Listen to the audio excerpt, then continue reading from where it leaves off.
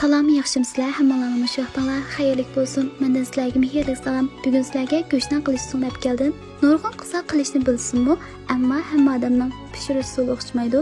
Ba'zilar duxovkada pishiradi, ba'zilar mayda pishiradi. Shaxsan men mayda pishirganni pek yaxshi ko'raman. Shuning uchun sizlarga ham bahrilay deb keldim.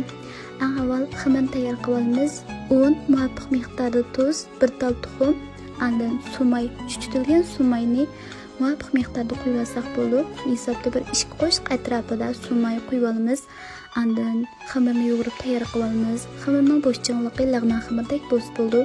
Qiymimizni mushu may bilan go'shtni muvofiq miqdorda tanishgandan keyin o'zingizlar yoqtirgan sayko'ktatlardan sevasanlar bo'ldi. 3 yoq to'g'rab, ana zira, qarmosh, tuz, azroq suv mushlarni aralashtirib qiymimizni tanishib olamiz. Andan mushu holatda zo'l qilib, birini kichikroq, birini cho'ngroq qiymini ustiga tekshi yildirib, yana bir kichikroq jildimizni ustiga yopamiz. Andan chiroyli holatda gul chiqarib, mushtaq qilib olamiz.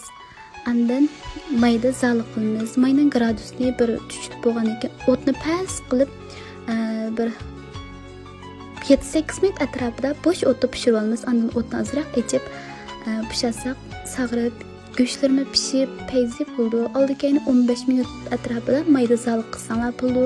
Ko'yib ketmasin, rangi chiroyli chiqsin.